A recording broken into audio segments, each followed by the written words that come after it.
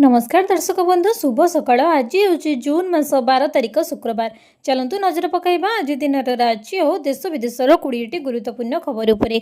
ता पूर्व जदि आपण चैनल नुआ करी अछंती तेबे वीडियोटी को गोटे लाइक एवं शेयर करबा सह चैनल को सब्सक्राइब करी कमेंट बॉक्स रे आपण केउ जिल्लारू वीडियोटी को देखुचंती जणांतु, जहा फल प्रत्येक दिन एपरि नुआ नुआ अपडेट सर्वप्रथमे पाई परिबे। आज प्रथम खबर, रजरे भिजिब ओडिशा, शीघ्र राज्य रे प्रवेश करिब मौसुमी वायु।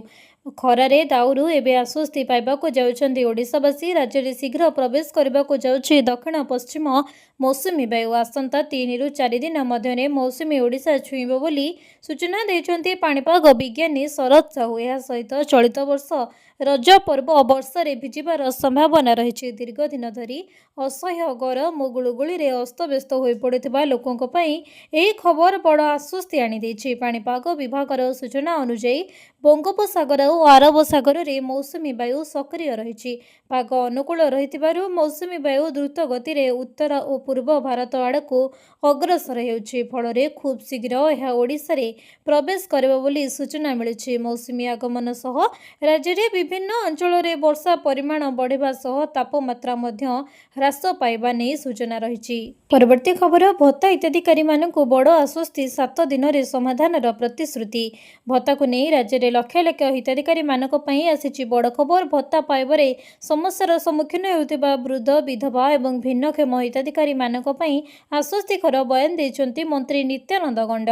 आसंता 7 दिन मध्यरे भत्ता संपर्कित समस्यार समाधान हेबो बोली से प्रतिश्रुति दैछन्ती। राज्य में अनेक हिताधिकारी गत किछि दिन हेला भत्ता पाइबारे विभिन्न समस्या भोगुछन्ती। विशेषकर बैंक खाता संजोग, डाटा मिसमैच और वैषयिक त्रुटि कारण भत्ता बंटन प्रक्रिया प्रभावित होइछि। एहाकु नहीं हिताधिकारी मानकर मध्यरे असंतोष देखा देइथिला। एही प्रसंग रे प्रतिक्रिया देई मंत्री नित्यानंद गंड कहिसंती जे स्पर्श पोर्टाल माध्यम रे अकाउंट अपडेट जांच चलिछि। किछि वैषयिक समस्या जोगु भत्ता प्रदान रे विलंब होइतिले मध्य सरकार एहाकु गुरुत्वपूर्ण भावे नैछन्ती। मंत्रींकर कहबा अनुसार वैषयिक त्रुटि गुड़िक युद्धकालीन भित्तिरे सुधार करा जाउछि। समस्त तथ्य जांच और अकाउंट संजोग काम समाप्त होबा परे हिताधिकारी माने नियमित भावे भत्ता पाई परिबे। एथिपाई संपृक्त विभाग गुड़िक आवश्यक निर्देश दिया जायछि। राज्य में बहु जिल्लारू भत्ता बंद हेबा किंबा विलंब मिलिबा नहीं अभियोग आसीथिला। अनेक वृद्ध और असहाय लोक एही भत्ता उपरे निर्भर करुथिबारु सेमानकर समस्या सरकारक दृष्टि आकर्षण करिछि।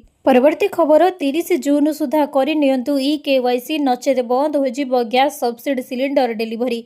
जदि आपण समय अनुसार घर को गैस सिलिंडर डिलीवरी चाहूँगी तेबे यह उपरे मिलुथिबा सब्सिडी लाभ उठाइबाकू चाहूँगी तेबे एही खबरटी आपणक पई अत्यंत गुरुत्वपूर्ण। आपणकर गोटे छोट अवहेला जोगु आपणक घर को गैस आसीबा बंद हो जाई पारे एवं आपण सब्सिडी पाई पारु मध्य वंचित होई पारंती। तेणु जदि आपण ए पर्यंत निजर तथ्य अपडेट करिनांती तेबे तुरंत ई-केवाईसी प्रक्रिया शेष करंतु। जुलाई 1 तारिख रु बिना ई-केवाईसी रे एलपीजी सिलिंडर उपरे सब्सिडी मिलिबो नाही। एही नियम पीएम उज्ज्वला योजना समेत अन्य समस्त साधारण ग्राहकों पई लागू हेबो। तेणु जदि आपण बायोमेट्रिक केवाईसी करिनांती तेबे एहाको यथाशीघ्र करंतु। पेट्रोलियम एवं प्राकृतिक गैस मंत्रालय नूतन निर्देशावली अनुसार पीएम उज्ज्वला योजनार एवं सब्सिडी योजनार अंतर्भुक्त समस्त ग्राहक जो माने कनेक्शन नेबा परे ए पर्यंत बायोमेट्रिक आधार वेरिफिकेशन करिनांती सेमानक पई जून 30 तारिख सुधा एहाकु शेष करबा पई बाध्यतामूलक करा जायछि। नचेत सेमानकर सब्सिडी अटकाई दिया जिवो। परवर्ती खबर, एही दिन खाताକୁ आसिबो पीएम किसान योजनार 23तम किस्ती टंका।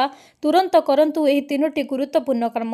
प्रधानमंत्री किसान सम्मान निधि योजनार हिताधिकारी मानकर देश में कोटी कोटी चाषी एक गुरुत्वपूर्ण खबर रही।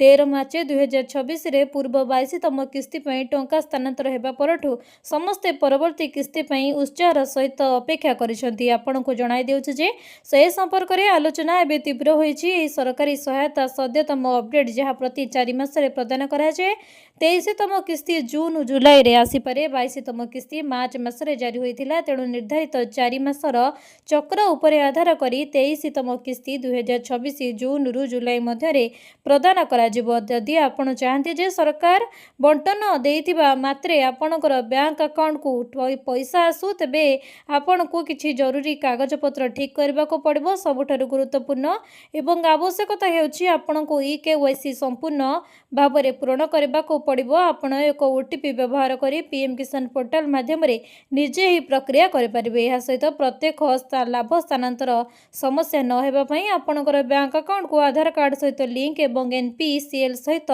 सीड कराइबा आवश्यक। परवर्ती खबर, श्रावण मासरे हेबो वर्षर शेष सूर्य पराग। एही राशि मानक उपरे पड़िपारे खराब प्रभाव।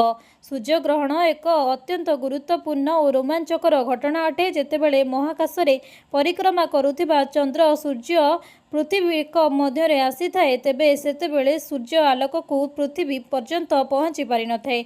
एही परिस्थिति रे चंद्रमार छाया पृथ्वी उपरे पड़े, दिन बेले मध्य अंधकार हो जाए। तेबे एही घटना को सूर्य ग्रहण बोली कहा जाए। वर्ष 2026 द्वितीय एवं शेष सूर्य ग्रहण 12 अगस्त 2026 बुधवार दिन घटिबो। एही सूर्य ग्रहण श्रावण मासरे पड़िबो। यह कर्कट राशि रे लागिबो। दृष्टिकोणरू यह एक बलयकारी सूर्य ग्रहण हेबो, जहाको आकाश रे रिंग ऑफ फायर अग्नि बलय रूपे देखा जिवो। तेबे एही ग्रहण भारतर दृश्यमान हेबो नाही, जहा फल रे यार सूतक काल मध्य लागू हेबो नाही। परवर्ती खबर, झियो जन्म हेले सरकार देबे 50,000 टंका। जानतु एही मुख्यमंत्री राजस्व योजना विषय रे। झियो मानकर उज्जवल भविष्य पई सरकार देबे 50,000 टंका। राजस्थान सरकार मुख्यमंत्री राजश्री योजना अधीन रे कन्या संतान मानकु सबुठारु जन्म हेबा परे आरंभ करी द्वादश श्रेणी पर्यंत मोट 50,000 टंकार आर्थिक सहायता प्रदान करा जाउछि। मुख्यमंत्री राजश्री योजना को राजस्थान सरकार 2016 मसीह रे आरंभ करथिले। योजना अनुसार झियो जन्म हेबा समय रे प्रथम किस्ती बाबद को 2,500 टंका एवं 1 वर्ष बयस पूर्ण हेबा परे द्वितीय किस्ती स्वरूप 2,500 टंका प्रदान करा जाए। जेतेबेले झियोटी स्कूल रे एडमिशन करे सेतेबेले तृतीय किस्ती भाबरे 4,000 टंका दिया जाए। झियोटी षष्ठ श्रेणी रे पहुंचवा पर सरकार पक्षर 5,000 टंकार चतुर्थ किस्ती दि जाए।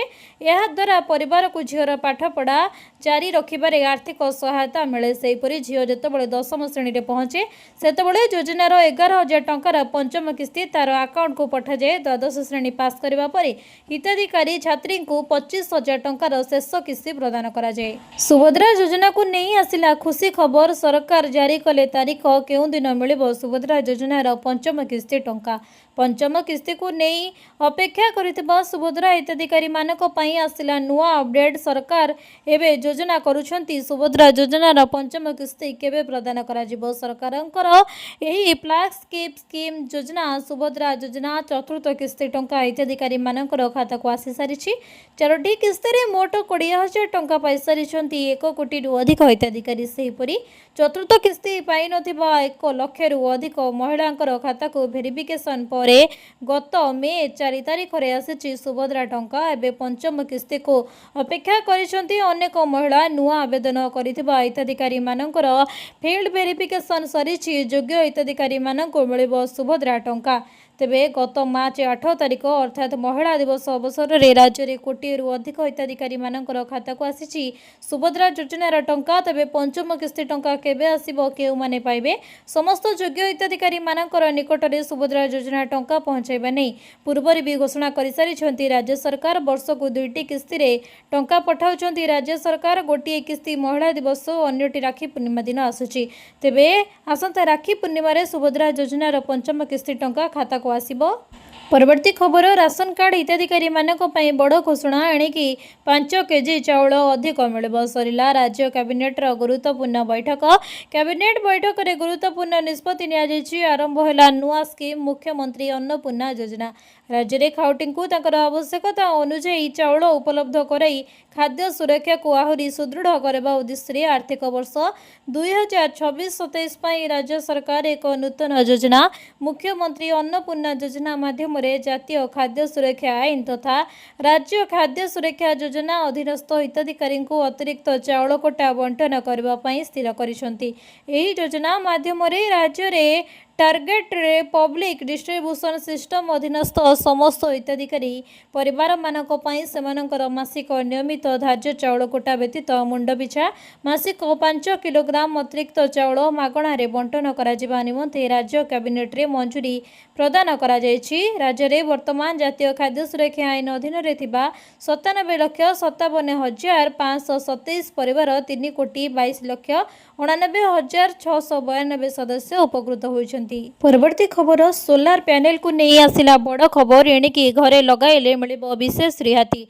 केंद्र सरकार प्रधानमंत्री सूर्य घर योजना रे गिव इट ऑफ विकल्प दे 2027 मार्च 31 पर्यंत अण डीसीआर सोलार पैनल अनुमति प्रदान करिसेंती। तेबे भयंकर गरम जोगु बढ़ुथिबा विद्युतिक जंत्रणा एवं व्यवहार पई लोकमानक उपरे बिजुली बिल रो बोझ बढ़िबार लागिछि, जहा फल रे लोकमाने विकल्प भाव रे सोलार लगाइबा पई आरंभ करिसेंती। सरकार मध्य देश रे रूफटॉप सोलार को समर्थन करबा पई पीएम सूर्य घर योजना आरंभ करिसेंती। तेबे वर्तमान ए योजना अधीन रे एबे बड़ अपडेट जारी करा जायछि। पीएम सूर्य घर योजना अधीन रे केंद्र सरकार एक बड़ फैसला ग्रहण करिसेंती। एही नुआ अपडेट मुताबक नूतन एवं नवीकरणीय शक्ति मंत्रालय स्पष्ट करिछि जे जेउ ग्राहक माने एही योजना अधीन रे केंद्रीय आर्थिक सहायता पाइबा को चाहुनांती सेमाने गिव इट अप विकल्प पाई बाछि अण डीसीआर सौर पैनल बाछि पारिबे। एहा छडा आसंता 2027 मार्च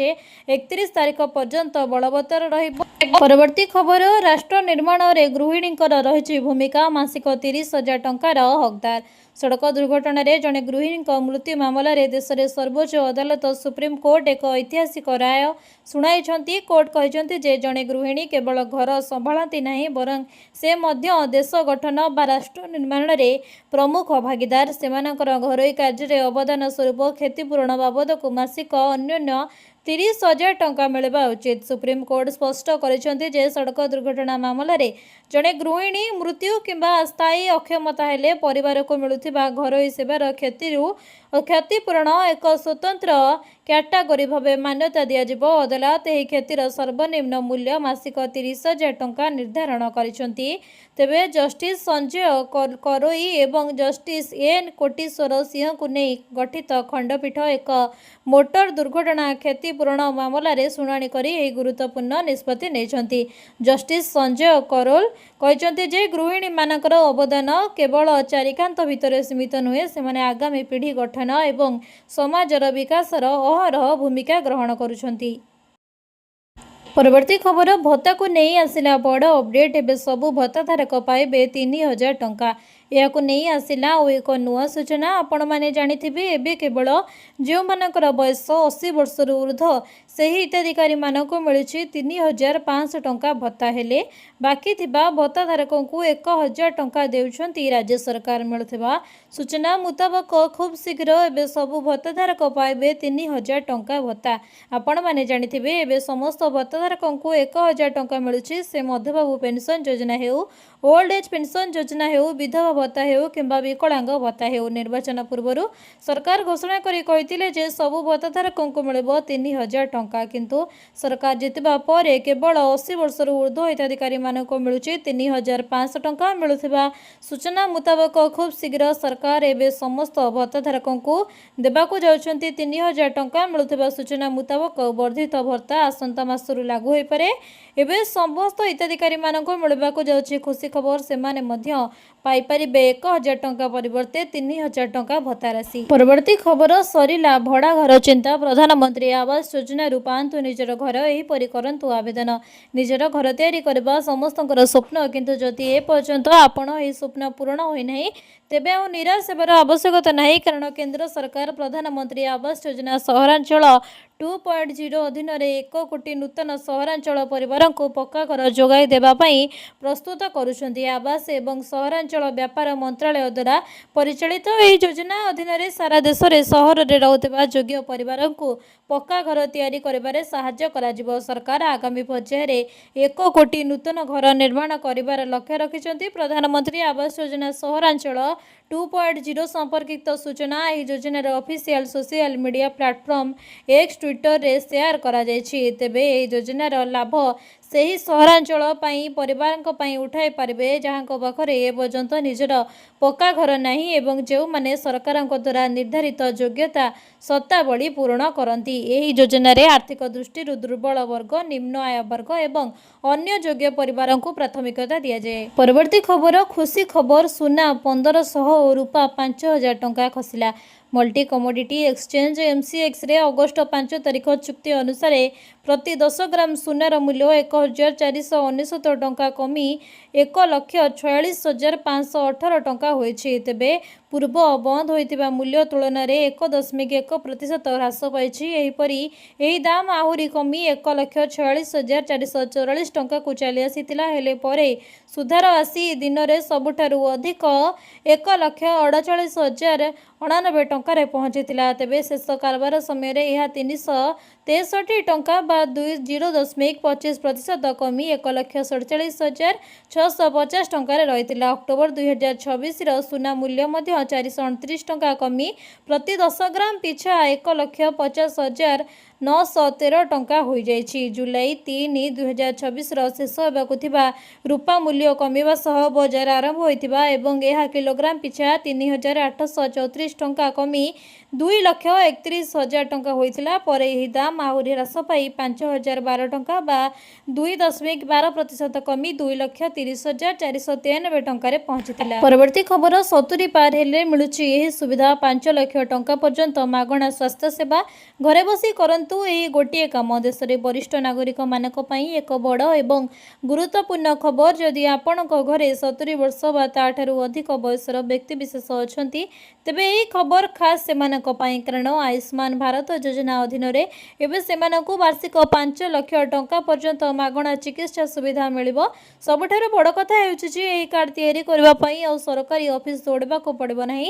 ଡିଜିଟାଲ ଇଣ୍ଡିଆର ଏହି ବଡ଼ ପଦକ୍ଷେପ ଯୋଗୁଁ ଏବେ ଆପଣ ଘରେ ବସି ନିଜ ମୋବାଇଲ ମାଧ୍ୟମରେ ହିଁ ଆୟୁଷ୍ମାନ ଗୋଲ୍ଡେନ୍ କାର୍ଡ ଡାଉନଲୋଡ୍ କରିପାରିବେ। କାର୍ଡଟି ଡାଉନଲୋଡ୍ କରିସାରିବା ପରେ ଚିକିତ୍ସା ପାଇଁ ଏହି ସହଜ ପ୍ରକ୍ରିୟା ଆପଣାନ୍ତୁ।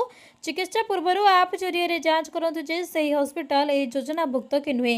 ହସ୍ପିଟାଲ ପହଞ୍ଚିବା ପରେ ସେଠାରେ ଥିବା ଆୟୁଷ୍ମାନ ମିତ୍ର ହେଲ୍ପ ଡେସ୍କକୁ ଯାଇ ନିଜର ପଞ୍ଜୀକୃତ ପରିଚୟ ପତ୍ର ଦେଖାନ୍ତୁ। ହସ୍ପିଟାଲ କର୍ମଚାରୀ OTP ବା ବାୟୋମେଟ୍ରିକ ଜରିଆରେ ଆପଣଙ୍କର ପରିଚୟ ସତ୍ୟାପନ କରିବେ। ଏହାପରେ ଡାକ୍ତରଙ୍କର ଔଷଧ, ଅପରେସନ ଏବଂ ବେଡ୍ ଖର୍ଚ୍ଚ 5 ଲକ୍ଷ ଟଙ୍କା ପର୍ଯ୍ୟନ୍ତ ସମ୍ପୂର୍ଣ୍ଣ କ୍ୟାସଲେସ୍ ଅର୍ଥାତ୍ ମାଗଣା ହେବ।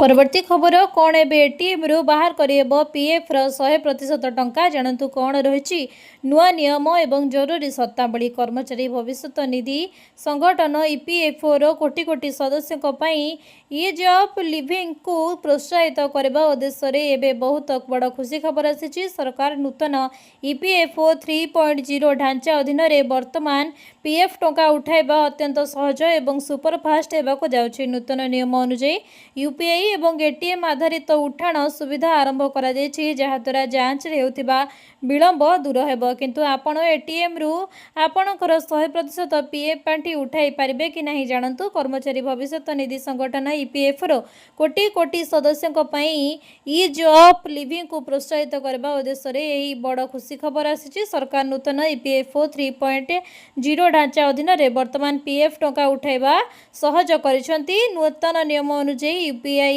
ଏବଂ ATM ଆଧାରିତ ଉଠାଣ ସୁବିଧା ଆରମ୍ଭ କରାଯାଉଛି, ଯାହାଦ୍ୱାରା ଯାଞ୍ଚ ପରେ ହେଉଥିବା ବିଳମ୍ବ ଦୂର ହେବ। ପରବର୍ତ୍ତୀ ଖବର, LICର ବଢ଼ିଆ ପ୍ଲାନ୍। ମାତ୍ର ଗୋଟିଏ ଥର ନିବେଶ କଲେ ସାରା ଜୀବନ ମିଳିବ ଏତିକି ଟଙ୍କାର ପେନ୍ସନ୍। ସଞ୍ଚୟ ହେଉଛି ମଣିଷର ସେହି ଗୁପ୍ତଧନ ଯାହା ଅସୁବିଧା ସମୟରେ ଅନ୍ଧର ଲଉଡ଼ି ଭଳି କାମ କରେ। ତେବେ କାମ ଛୋଟ ହେଉ କି ବଡ଼, ପ୍ରତ୍ୟେକ ବ୍ୟକ୍ତି ନିଜ ରୋଜଗାରରୁ କିଛି ନା କିଛି ସଞ୍ଚୟ କରିବାକୁ ନିଶ୍ଚିନ୍ତ କରନ୍ତି। ତେବେ ମୋଟା ଅଙ୍କର ଆୟ ଚାହୁଁଛନ୍ତି? ତେବେ ଭାରତୀୟ ଜୀବନ ବୀମା ନିଗମ ଅର୍ଥାତ୍ LIC ଆପଣଙ୍କ ପାଇଁ ଆଣିଛି ଏକ ଚମତ୍କାର ଯୋଜନା, ଯାହା ନାଁ ହେଉଛି LIC ସରଳ ପେନ୍ସନ୍ ପ୍ଲାନ୍। ଏହି ଯୋଜନାରେ ସବୁଠାରୁ ବଡ଼ ବିଶେଷତ୍ୱ ହେଉଛି ଏଥିରେ ଆପଣଙ୍କୁ ବାର ଟଙ୍କା ଜମା କରିବାକୁ ପଡ଼ିବ ନାହିଁ। ମାତ୍ର ଥରେ ନିବେଶ କରି ଆପଣ ଜୀବନ ସାରା ଗ୍ୟାରେଣ୍ଟେଡ୍ରେ ପେନ୍ସନ୍ ପାଇପାରିବେ। LICର ସରଳ ପେନ୍ସନ୍ ଏକ ସିଙ୍ଗଲ ପ୍ରିମିୟମ୍ ଯୋଜନା, ଯାହାର ଅର୍ଥ ଆପଣଙ୍କୁ କେବଳ ଗୋଟିଏ ଥର ହିଁ ମୋଟା ରକମର ନିବେଶ କରିବାକୁ ହେବ। ବିଶେଷ କରି ରିଟାୟାରମେଣ୍ଟ ସମୟରେ ମିଳୁଥିବା PF କିମ୍ବା ଗ୍ରାଜୁଇଟି ଟଙ୍କାକୁ ଏହି ସ୍କିମ୍ରେ ଲଗାଇବା ଏବଂ ସ୍ମାର୍ଟ ନିଷ୍ପତ୍ତି ହୋଇପାରେ। ନିବେଶ କରିବା ମାତ୍ରେ ହିଁ ଆପଣଙ୍କର ପେନ୍ସନ୍ ଆରମ୍ଭ ହୋଇଯିବ ଏବଂ ଆପଣଙ୍କୁ ଆରମ୍ଭରୁ ଯେତିକି ପେନ୍ସନ୍ ରାଶି ସ୍ଥିର ହେବ, ଜୀବନ ସାରା ସେଥିରେ କୌଣସି ପରିବର୍ତ୍ତନ ହେବ ନାହିଁ। ଏକା ଭଳି ପେନ୍ସନ୍ ମିଳିବ। ପରବର୍ତ୍ତୀ ଖବର, ଶ୍ରୀ ଜଗନ୍ନାଥ ଶ୍ରୀମନ୍ଦିର ସମ୍ପର୍କିତ 2 ଶବ୍ଦ ଓ ଗୋଟିଏ ଲୋଗୋକୁ ମିଳିଲା ପାଟେଣ୍ଟ। ଆହୁରି 26ଟି ନାମ ଆବେଦନ। ଆନନ୍ଦ ବଜାର ଶ୍ରୀ ପତିତ ପାବନ 2 ଶବ୍ଦାବଳୀ ଓ ଶ୍ରୀ ଜଗନ୍ନାଥ ଟେମ୍ପୁଲ ଆଡମିନିଷ୍ଟ୍ରେସନ ବା SJTA ଲୋଗୋକୁ ମିଳିଛି IP ଇଣ୍ଡିଆର ଅନୁମୋଦନ। ଖୁବ୍ ଶୀଘ୍ର ଆଉ 26ଟି ନାମକୁ ନେଇ ରହିଥିବା ଆବେଦନକୁ ମିଳିବ ଅନୁମୋଦନ। ଏହି ନେଇ ଅଧିକ ତଥ୍ୟ ମାଗିଛି IP ଇଣ୍ଡିଆ ବା ଇଣ୍ଡିଆନ ପାଟେଣ୍ଟ ଅଫିସ। ଏ ସମ୍ପର୍କରେ ଶ୍ରୀମନ୍ଦିର ମୁଖ୍ୟ ପ୍ରଶାସକ ସଚିବ ଡକ୍ଟର ଅରବିନ୍ଦ ପାଢ଼ୀ ସୂଚନା ଦେଇଛନ୍ତି। ଏହା ଶ୍ରୀମନ୍ଦିର ଐତିହ୍ୟ ସଂସ୍କୃତି ସୁରକ୍ଷାର ବିଶେଷ ସହାୟକ ହେବ ବୋଲି ସେ ଆଶା ପ୍ରକାଶ କରିଛନ୍ତି। ପରବର୍ତ୍ତୀ ଖବର ଆସନ୍ତା ସୋମବାର ନନ୍ଦନକାନନ ଖୋଲା, ମଙ୍ଗଳବାର ଦିନ ବନ୍ଦ ରହିବ। ପର୍ଯ୍ୟଟକଙ୍କ ପାଇଁ ଜରୁରୀ ସୂଚନା। ଆସନ୍ତା ସୋମବାର ଅର୍ଥାତ୍ 15 ତାରିଖରେ ନନ୍ଦନକାନନ ଖୋଲା ରହିବ ଓ ମଙ୍ଗଳବାର 16 ତାରିଖ ବନ୍ଦ ରହିବ। ସୋମବାର ରଜ ସଂକ୍ରାନ୍ତି ପଡୁଥିବାରୁ ନନ୍ଦନକାନନ ଉଭୟ ପ୍ରାଣୀ ଓ ଉଦ୍ଭିଦ ଉଦ୍ୟାନ ଖୋଲା ରହିବ। ଏହାର ପରଦିନ ଅର୍ଥାତ୍ ମଙ୍ଗଳବାର 16 ତାରିଖ ନନ୍ଦନକାନନର ଉଭୟ ଉଦ୍ୟାନ ବନ୍ଦ ରହିବ। ନନ୍ଦନକାନନର କର୍ତ୍ତୃପକ୍ଷଙ୍କ ପକ୍ଷରୁ ସୂଚନା ମିଳିଛି। ନନ୍ଦନକାନନର ନିୟମ ଅନୁଯାୟୀ ନନ୍ଦନକାନନର ଉଭୟ ଉଦ୍ୟାନ ସପ୍ତାହରେ ଗୋଟିଏ ଦିନ ସୋମବାର ବନ୍ଦ ରୁହେ। ତେବେ ଯଦି ସୋମବାର ସ୍ୱାଧୀନତା ଦିବସ, ଗଣତନ୍ତ୍ର ଦିବସ, ବଡ଼ଦିନ, ନୂଆବର୍ଷ, ଦଶହରା ଓ ରଜ ପଡ଼େ ତେବେ ସେହି ଦିନ ନନ୍ଦନକାନନ ଖୋଲା ରହି ପରଦିନ ବନ୍ଦ ରହିବାର ନିୟମ ରହିଛି।